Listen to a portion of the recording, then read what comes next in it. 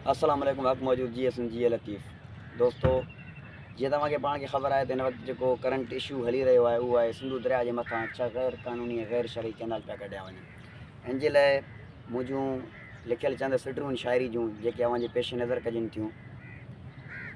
तोसां हिकु हिकाणी थींदी, तोसां हिकु हिकाणी थींदी, सिंध न पंहिंजो पाणी ॾींदी। तोसां हिकु हिकाणी थींदी, सिंध न पंहिंजो पाणी ॾींदी।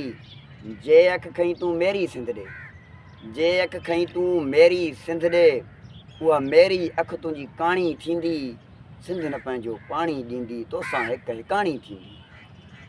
तूं आमिर जाबिर रहज़नो आहे, तूं आमिर जाबिर रहज़नो आहे, घटि न तोसां हाणे थींदी। तोसां हिकु हिकाणी थींदी, सिंध न पंहिंजो पाणी ॾींदी। तूं सालनि खां खाधो सिंध अमड़ खे, तूं सालनि खां खाधो सिंध अमड़ खे, जाफ़री ढुक न तोखे पाणी ॾींदई, सिंध न पंहिंजो पाणी ॾींदई। तोसां हिकु हिकाणी थींदी, सिंध न पंहिंजो पाणी ॾींदी। जी लतीफ़।